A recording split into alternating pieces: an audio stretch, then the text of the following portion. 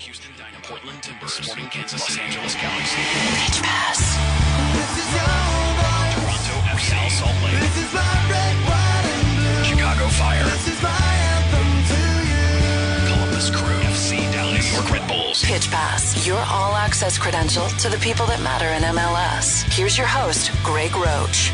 Is it time for another Pitch Pass already? You're damn right it is. Thank you so much for downloading it. PitchPass.com. For more information on the show, you want to follow us on Twitter, you can do that at Pitch Pass. Well, it's been an interesting week for MLS, even without the matches. So let's get into people who can talk about the news that have happened over the course of the last week, and a guy who has been in the news over the course of the last week. Later on, we'll talk with Sports Illustrated's Brian Strauss. He'll get us a little bit of recap, very little bit of a recap on the latest matches from the U.S. men's national team. We'll also talk MLS Expansion with him, with the addition of Orlando City, the rumors about Miami and David Beckham, and more. We'll also talk a little bit about playoffs and playoff structure for MLS. We are in the middle of an extended break in our MLS playoffs. But first, we talked to a man who was just announced with a new position. He's leaving DC United. He's moving to Columbus Crew to be one of the assistant coaches under Greg Berhalter. His name, Josh Wolff, and he joins us right now on Pitch Pass. Josh, good to talk to you again. How are you, my friend? I'm doing well. How are you? I'm good. Congratulations on the gig. Thank you. I appreciate it. A lot of work ahead, but looking forward to it. I saw the promotional shot that came out of you today at Crew Stadium with your new black and gold scarf. Although not looking at the camera, you went a little whimsical for your promo shot. No, I'm not sure how it came out. That wouldn't be up to me. The guys with the cameras would be. There were a few guys out there with cameras, so maybe they got a couple different angles. I like to think that my profile. I like to think that a Josh Wolff, though, does take directions in a modeling shoot. And if somebody said, "Hey, just look off camera, like just look out into the distance and give me some smoldering eyes," and you were able to just do that. Yeah, I was right on cue for those guys. I appreciate your encouragement on that one. Tell us how this went down, because to the outsider, it all happened kind of quickly. 1 minute you're assistant coach for DC United. The next minute, the announcement's made that you are now an assistant under Greg Berhalter at Columbus Crew. So how long did this process take, and who reached out to who? It did happen rather quickly. I was on a scouting trip in Honduras, and after I got back from that, maybe about 10 days ago, I had some emails mentioning that Greg wanted to reach out and talk about of an assistant coach at Columbus. He was obviously named the head coach. So when I got back, I saw that, and at that point, the next day or so, we were able to speak over the phone and kind of go over some things. And yeah, things kind of moved rather quickly in the next few days, and spoke to Benny about it and kind of the direction that I wanted to go. And at that point, things just, as you said, they kind of move rather quickly, and you just start preparing for the next, for the next step. Well, before I ask you what you specifically liked about the Columbus position, is this a matter of moving up a little further on the bench? Was that the main reason why this was an attractive job to you? It's attractive for a variety of reasons. I can't say there was just one reason. Where you sit on the bench is, whether or not your ego is in place is relevant or irrelevant. For me, it was the idea of what Greg and the Columbus Crew are looking to do going forward, the direction of the club, the direction of Greg, my ability to hopefully be part of that building process and help put together a program that's gonna resonate with the fans and be be competitive as soon as possible. Okay, well then let me turn the question and ask you in a different way. Sure. Obviously, you haven't done any actual work with Columbus yet, or have you? It's only been a day, but what do you see your duties being at Columbus different than what your duties were at DC United? I'm not sure. At that point, we'll sit down and go over everything that's going to be laid out moving ahead. I think initially the idea for me is to work with the offensive setup, the ideas of how we want to attack, how Greg wants to build his team with character and quality, but now for me having a watchful eye on how we construct plays, how we finish off plays, and me being a forward, that's kind of what my job will lend to those things is being something that can help educate, teach, and hopefully lend some options for guys as far as how they play the position and what they look to do. I don't want to put you on the spot, but do you think it will be? Do you think you could have continued to grow at DC United as a guy who had played, done the player coach thing, and as a coach thing? Did you feel like maybe that was a bit of a ceiling as far as really putting on and becoming a coach, and now having this fresh start with a team that never knew you as a teammate? Was that something that was important to you at all?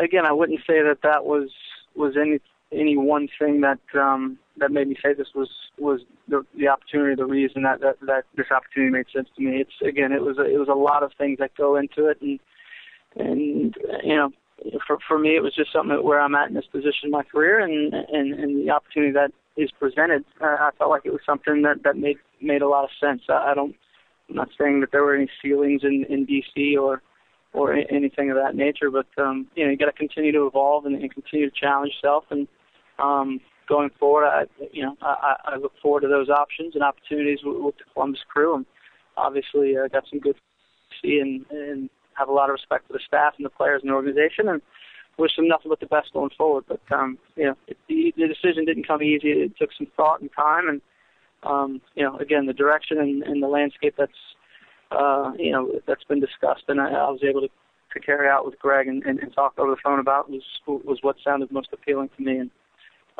it's going to take a lot of work and time, but I look forward to it. I apologize for all of the questions about this, Josh, but as a DC United fan, I'm taking a little hard that one of our own is walking out the door. So I'm actually a little sad that you're leaving DC, Josh. Yeah, no, I hear you. I'm sad to leave DC. Again, those are some good friends, good teammates. Certainly a lot of good character in the organization. So it's part of the business. Obviously, I gave it a lot of thought, and it's those guys well, and it's on to the next challenge. And I'll ask you one last thing before we move into your current position, and that would be United has a lot of things that can change for them this offseason, a lot of different options for them to improve on. What do you think the most important thing they need to be right on is? Is it the first pick in the draft? Is it the allocation, money dispersal? Is it the re-entry? What do you think the one thing they need to be right on is? I don't think there's one thing. I think, again, you just mentioned that they have a number of mechanisms that are there at their disposal that could be very beneficial. I think it's important to get all of them right. In that whether it's a success or not may take time to see down the road, but again, they have a great opportunity to add some pieces that maybe weren't there last year. And in doing that, you have to be diligent. You have to be assertive with what you need and what you're looking for. And again, I fully believe that with those things in place, there'll be a very competitive side going forward. All right, let's talk about Columbus. For me, as an MLS fan, it's an exciting thing happening in Columbus. A team, a city, a franchise that kind of floats along usually, but with new ownership in place, a new coach in place, talk of a rebrand somewhere down the road. Columbus is an exciting prospects for the future. That had to be something that weighed into your mind and something that you thought about wanting to be a part of as you took this job. Yeah, and again, you take into account everything, the pros and cons of every situation, and that's one of them. Obviously, as you mentioned, there's talk of a rebrand down the road. You have new owners with a freshness, an excited fan base. You have an excited front office, and in all honesty, they're looking for new direction as well. And I think they've found it, and now you concentrate over the coming months and try to put it together as quickly as you can. But know that it does take time to get all the pieces in place. But there's no reason there can't be success there soon. But the work is going to be plentiful. One of the things that we hear about when we think of Greg Berhalter as he took the position was he's big into analytics. He's, for lack of a better word, the first sabermetric MLS coach that we've heard about. First of all, have you seen that in talking with him? And if you have, what does that kind of translate to as it pertains to his coaching style? I think it just lends to the idea that he's very detailed, very thorough. Again, I think those mechanisms and those ideas are there to be used. I think all teams have them at their disposal to some degree. You have to decipher it and digest the information and try to utilize it to benefit your group. And I think, when it's said that he's very analytical, I think it's part of what he wants to utilize in getting a group to be as efficient as possible. And again, I think you want to use every resource that's at your disposal. This is one that's certainly very current and relevant and kind of a hot topic, and it's one avenue. But there are many avenues, and again, you have to be very constructive, very goal-oriented with your group, and there'll be plenty of things that's presented before the team to try and encourage them and make them better. But this is one aspect.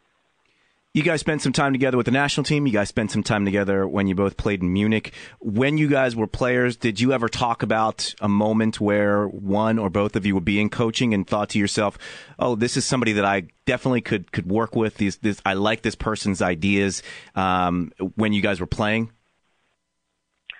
Well, I think we had constructive conversations throughout. I think as a player over the course of the national team, over the course of playing in Germany, and even his time back here, there were plenty of conversations about what we believe the game to look like, the way you go about it. But I think there's a genuine respect for one another, and hopefully that lends to some good conversation and making one another better. But it's challenging. Coaching's challenging. There's a lot of ideas that go into it, a lot of opinions, and you got to be strong and forthright with what you believe in. And I think, again, that's one of the strongest traits that Greg possesses. And again, look forward to being a part of that. At what point in your playing career did you start thinking seriously about coaching? Like was it, you and Greg talking on the training ground about things and walking away and probably thinking nothing of it? At what point did it actually go, wait a second, these kind of ideas that I'm kicking around are the seeds of maybe a coaching career? At what point did that happen in your career? I think it struck me more when I came back from Germany. I just think there was more of a presence of the tactics and the detail that goes into to being part of a group, and maybe it was because I didn't speak the language, so you had to be very aware of the positioning and the habits of your players, and it might have just been as I matured more, it became more relevant, and you really tuned into those things. But I think that and coming back to the league and being in some situations, obviously in Kansas City and then in DC, it gave me an opportunity to start exploring some of that, and I got that opportunity with Benny and Dave in DC, and again, I've enjoyed it very much. So I look forward to the future as well. To me, Anthony Precourt taking over, buying Columbus, and then the kind of dynamic nature that he's brought to the city as an outsider, it feels exciting. In your conversations with him, does that excitement come across?